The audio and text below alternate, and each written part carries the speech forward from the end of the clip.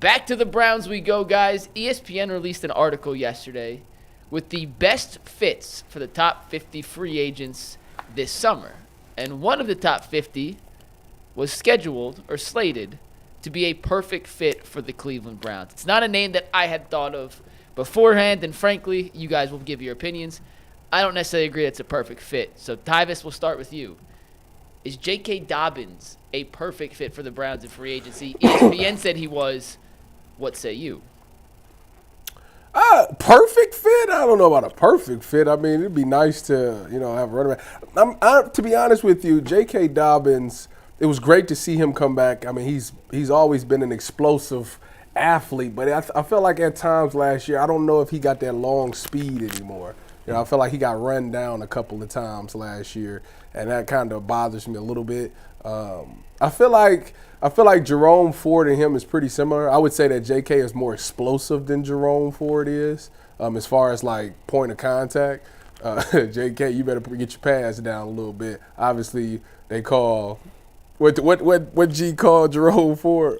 Bambi. He calls him Bambi. So obviously, that's the biggest difference there. I think that there's other things that need to be fixed. The run game obviously is very important to the Browns' success, and I think he'll be good there. But I wouldn't say it's a perfect fit. Like I would address the running back position in the draft if I was the Browns.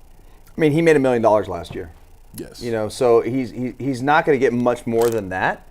But the Browns need a running back, and he's a guy that obviously is a very, very talented guy. We all know him well because he played at Ohio State. Don't love the Ravens thing because they got him, but no, I think he got himself back on track last year with Los Angeles, and I would love to see him here in Cleveland. Now the guy has had the worst luck of like any player in the league, so you have to feel for the guy because he's battled an ACL, maybe even a couple of different knee injuries, an Achilles in there, like really devastating injuries for a running back, and to see him to be able to bounce back after having all those things says a lot about the player's ability to handle the adversity. So the toughness he brings to the table, he's a Buckeye. Obviously, we're Ohio State guys, so I'm all for that pick or for that move.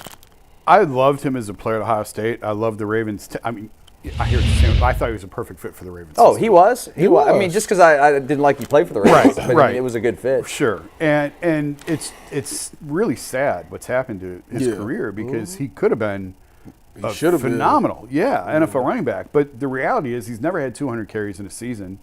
In 5 years in the NFL, he's only got 400 carries. You can't count on him. And he had a great year last year. I mean, certainly by his standards, it was a great year. He still didn't rush for 1,000 yards, 900 yards, and 9 touchdowns. So he missed 1,000 yards. He was hurt again, missed a couple games. And I don't know what you're solving by bringing him here.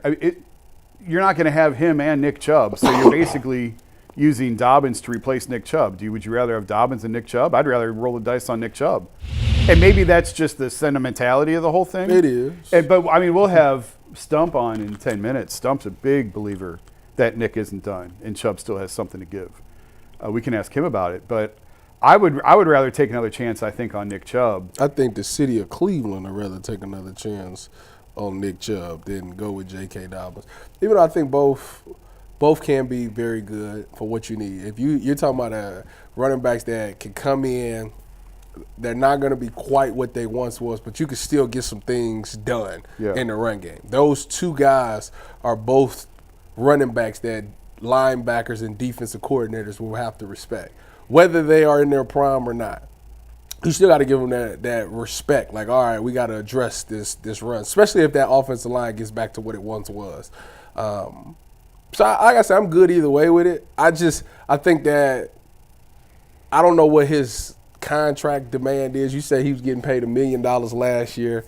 I think it won't be more than that. He'll get a bump. He stayed relatively healthy. He'll get like $3-4 million bucks. Yeah, and he'll be.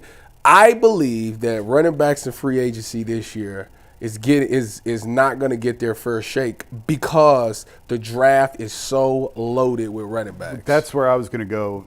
Now, if you don't get your guy in the draft, boom, now you come back and circle back and go get one of them. The Browns have to take a running back in the draft. 100%. Yeah. I don't care what round. Between that and the edge rusher, they say edges and running backs is loaded in this draft. Tight end. And tight end. Oh yeah, a lot of tight ends. Well, you know Kevin's getting Kevin's getting a tight end. I mean, this is, you could easily find starting running back in the fourth round. Yes. Easily. Yeah. And so They got 2 third-round picks. I feel like one of those third-round picks should be a running back. Yeah, it could be. Will we see a running back go in the first round? Yeah. Ashton Chauncey. first round. Yeah, He'll true. be a first-round pick. Will Travion Henderson? Where'd my boy Cam Scatterbo going to go, man? I want that guy. I think he'd be an early second-round pick. Henderson? Give me some Cam Scatterbo, man. He's fun. He's fun. He's fun. He matches Cleveland's demeanor. Yeah, Peyton Hillis. Yeah, he's better than Peyton Hillis.